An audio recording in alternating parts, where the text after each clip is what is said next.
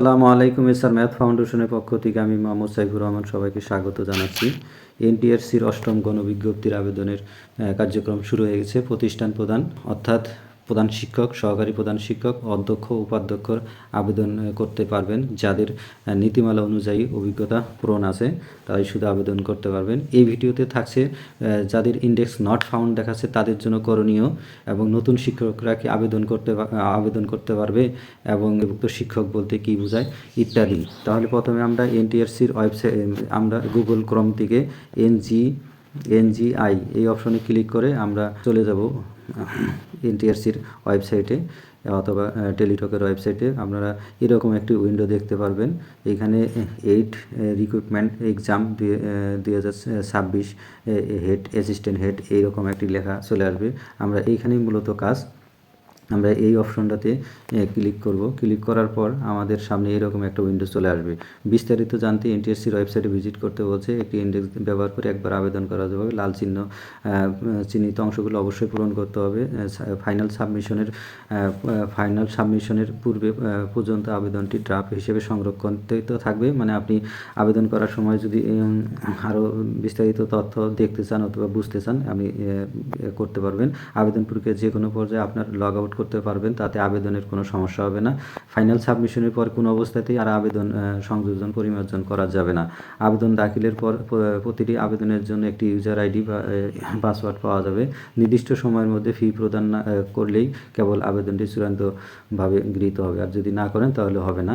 আবেদন সংক্রান্ত যে কোনো সাহায্যের জন্য কাস্টমার কেয়ারে যোগাযোগ করুন। কাস্টমার কেয়ারের নাম্বার হয়তো দেওয়া আছে কোনো জায়গায়, সেখান থেকে কালেক্ট করে নিতে হবে। তারপর আবেদন প্রক্রিয়া সম্পর্কে বিস্তারিত জানতে নিচের ভিডিওটি দেখতে পারেন, কিন্তু এদের ভিডিওটি পুরোপুরি আপনি ক্লিয়ার হতে পারবেন না। তাই আমরা আবেদন অংশটি ক্লিক করার সাথে সাথেই এরকম একটা উইন্ডো চলে আসবে। এখানে আপনার ইন্ডেক্স নাম্বারের কথা বলা আছে। আমি আমার ইন্ডেক্স নাম্বার ব্যবহার করব এখানে।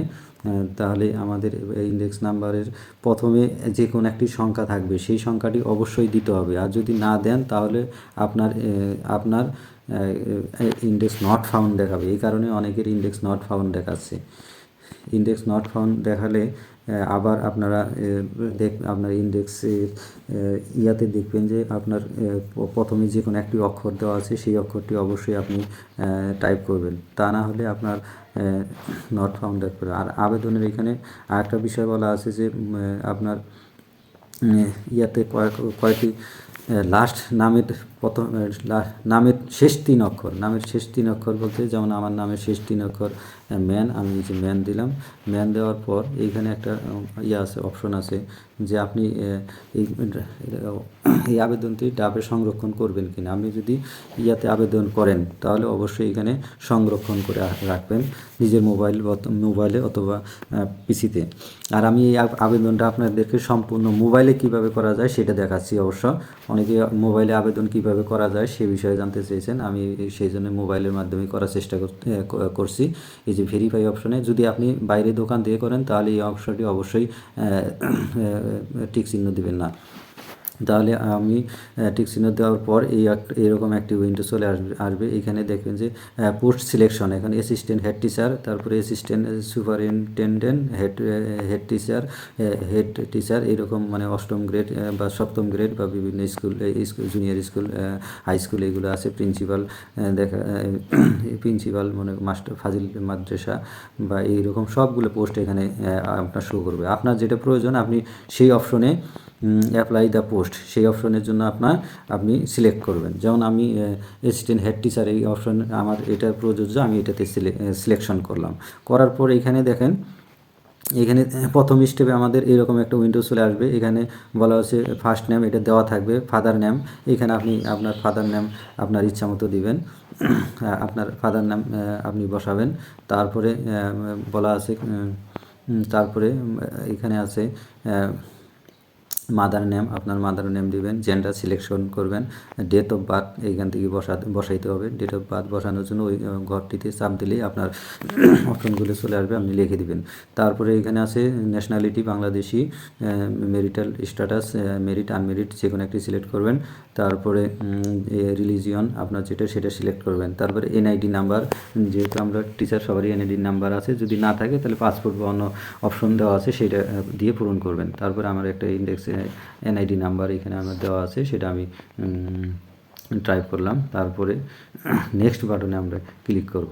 নেক্সট বাটনে ক্লিক করার সাথে সাথেই আমার কাছে এরকম একটি উইন্ডো চলে আসবে। এখানে আমাদের মোবাইল নাম্বার চাবে, ইমেল নাম্বার প্রয়োজনে দিতে পারবেন, কারণ এই মোবাইল নাম্বারটা আপনার এমন মোবাইল নাম্বার দিতে হবে যেটা আপনি সবসময় ব্যবহার করেন এবং সচল আছে। তারপরে আপনার প্রেজেন্ট অ্যাড্রেস, তারপরে প্রেজেন্ট অ্যাড্রেসে আপনার ঠিকানা দিবেন। এখানে আপনার জেলা সিলেকশন করবেন, এখানে চাপ দিলেই জেলার অপশন চলে আসবে, আপনার যেটা জেলা সেটা আপনি সিলেকশন করবেন। তারপরে আপনার উপজেলা সিলেকশন করবেন। পোস্ট কোড, আপনি এখানে পোস্ট কোড আছে, পোস্ট কোড আপনি প্রয়োজনে দিতে পারবেন, আপনি অবশ্যই দিবেন। স্থায়ী ঠিকানার ক্ষেত্রেও সেম জিনিস, আমি এখানে টাইপ করে আপনার স্থায়ী ঠিকানা বসাবেন। তারপরে ডিস্ট্রিক্ট, উপজেলা, এগুলো আপনি অটোমেটিক আসবে, সেগুলো শুধু আপনি সিলেকশন করে দিতে হবে পোস্ট কোড। তারপরে নেক্সট বাটনে ক্লিক করতে হবে আমাদেরকে। তারপরে আমরা 4 নম্বর স্টেপে চলে আসবো, এডুকেশনাল ডিটেলস। এখানে আপনার অ্যাড এডুকেশন এই অপশনে ক্লিক করার সাথে সাথে এরকম একটি উইন্ডো চলে আসবে আপনার সামনে। উইন্ডো আসার পর এখানে আপনার এসএসসি এই অ্যাড বাটনে ক্লিক করতে হবে। অ্যাড বাটনে ক্লিক করার সাথে সাথেই আপনার এই এসএসসির এক্সামিনেশন নেম সিলেক্ট করবেন আপনি। তারপরে বোর্ড সিলেকশন করবেন, রেজাল্ট টাইপ সিলেকশন করার পর পাসিংয়ের এখানে বসাইতে হবে। গ্রুপ সিলেকশন করার পর এখানে সেভ বাটনে ক্লিক করলেই সেভ হয়ে যাবে। তার অনুরূপ সেভ হওয়ার পর আপনি ব্যাক করে দ্বিতীয় অপশন পূরণ করবেন, এইচএসসি। তারপরে অনার্স মাস্টার্স আপনার যে শিক্ষাগত যোগ্যতা আছে সেগুলো পূরণ করবেন। আমি যেহেতু এখন পূরণ করছি না, সেই জন্য আমি ব্যাক করে পরবর্তী অপশনে চলে যাব। তারপরে এডুকেশন করার পর নেক্সট বাটনে ক্লিক করবেন। করার পর আমাদের এখানে একটা উইন্ডো আসবে, স্টেপ 5 দেওয়া আছে যে নিম্নলিখিত যোগ্যতা যে কোনো একটি নির্বাচন করুন। এখানে যেহেতু আমার একটা অপশনে আছে, আমি একটা অপশনে এখানে করতে হবে, সিলেকশন করতে হবে। করার পর আবার নেক্সট বাটনে ক্লিক করতে হবে।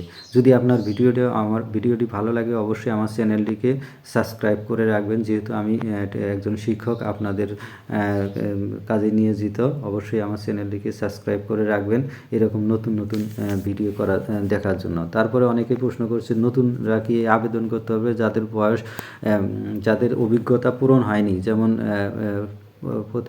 সহকারী প্রধান হইতে গেলে 8 বা 10 বছরের অভিজ্ঞতা লাগে, সেটা পূরণ না হলে সেটা আপনি করতে পারবেন না। এইখানে তারপরে ফটো এবং সিগনেচার অপশনে চলে আসবেন। এইখানে আসার পর এইখানে আপনি যে কোনো একটা ছবি সিলেকশন করতে হবে। আমি যেহেতু আগে আবেদনটা করেছিলাম, সেই জন্য আমি এখানে আমার ছবি দেখাচ্ছে। আপনারা এখানে ছবি দেখাবে না, ছবি এখান থেকে সিলেকশন করে নিতে হবে। যেমন আমি একটা ছবি সিলেকশন করি, এই যে ছবি সিলেকশন করে ডান করলেই এই অপশনটি হবে। কিন্তু ছবি এখানে সাইজ করে নিতে হবে 300x300। এই অপশন থেকে আপনি ছবি কাট করতে পারবেন, কিন্তু এখানে আপনার এনটিআরসি একটি সমস্যা তৈরি করে রেখেছে। বিভিন্ন এই অ্যাড চলে আসে এবং দেখা যায় যে এমন অবস্থা আপনি সঠিকভাবে কাজ করা যায় না। অতএব সেজন্য আপনি অবশ্যই ছবি রিসাইজার বিভিন্ন অ্যাপস আছে সেখানে করতে হবে, না হলে আমি একটি ভিডিও দেবো, সেটা আপনি দেখে নেবেন কিভাবে ছবি সাইজ করতে হয়। তারপরে আমার চ্যানেলে অবশ্যই আপনি সাবস্ক্রাইব করে রাখবো, রিসাইজার ভিডিওটি আপনাদের জন্য দিয়ে রাখবো। তারপরে সিগনেচার অপশনে ক্লিক করার পর আপনার এখানে সিগনেচার, যেমন আমি একটা সিগনেচার 300x80 পিক্সেল করে রাখছি। এখানে যে ওকে করার পর এই যেখানে সিগনেচার অটোমেটিক হবে, চলে আসবে।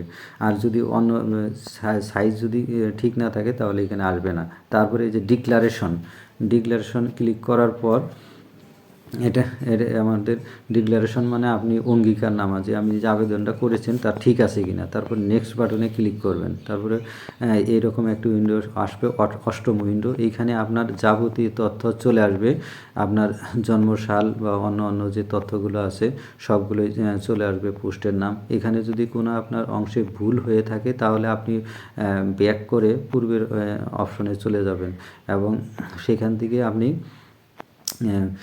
প্রিভিয়াস অপশনে গিয়ে আবার সংশোধন করে আবার এই অপশনে চলে আসবেন। এইভাবে আপনি এই সম্পূর্ণ আবেদনটি সম্পূর্ণ করতে পারবেন মোবাইল ফোনের মাধ্যমে। কোনো কিচ্ছু লাগবে না, শুধু ছবি আর আপনার সিগনেচার রিসাইজ করে নিলে আপনার আর কোনো সমস্যা হবে না। তাহলে অবশ্যই আপনাকে যদি ইন্ডেক্স নট ফাউন্ড দেখায় তাহলে অবশ্যই সামনের অক্ষরটি আপনাকে দিতে হবে আর নামের শেষ 3 অক্ষর দিতে হবে। যেমন আমার নাম সাইফুর রহমান, আমি রহমানের শেষ 3 অক্ষর ব্যবহার করেছি। তার শিক্ষক, বেসরকারি শিক্ষক বলতে এমপিভুক্ত শিক্ষককেই বোঝানো হয়েছে, এখানে অন্য কোনো কেউ আবেদন করতে পারবে না। এবং যাদের যোগ্যতা অভিজ্ঞতা পূরণ আছে শুধু তারাই আবেদন করতে হবে। সেটার জন্য এনটিআরসির ওয়েবসাইটে স্পষ্টভাবে বিজ্ঞপ্তিতে দেওয়া আছে কী কী যোগ্যতা লাগবে। আর নতুনরা কি আবেদন করতে পারবে, নতুনরা আবেদন করতে পারবে, কিন্তু আবেদন করলেই দেখা যায় যে এটা গ্রান্টেড হবে না। এখন অনেকেই প্রশ্ন করেছেন যে বয়সের ক্ষেত্রে কি করব, বয়স কি কোন তারিখ থেকে গণনা করা হবে। এইখানে এমন আমি বিজ্ঞপ্তিটা সুন্দরভাবে পড়ে দেখেছি যে এরকম কোনো তথ্য এখানে বলা নেই যে আপনার বয়স কত হতে হবে। তাই আপনারা যাদের বয়স 2-3 মাস কমও আছে, যেমন কারো 15 সালে নিয়োগ হলে 10 বছর হয়ে যায় আবেদন করার জন্য, বা 12 বছর, এইরকম করে আপনি হিসাব করে দেখবেন। 2-1 মাস যদি কমও থাকে তাও আপনি আবেদন করে ফেলেন, আমার জানা মতে কোনো সমস্যা হওয়ার কথা নাই। তাহলে এই ভিডিওটি দেখার জন্য সবাইকে ধন্যবাদ, এবং আশা করি আমার পাশে থাকবেন। ভিডিওটি ভালো লাগলে অবশ্যই লাইক, কমেন্ট, শেয়ার করবেন। ধন্যবাদ সবাইকে।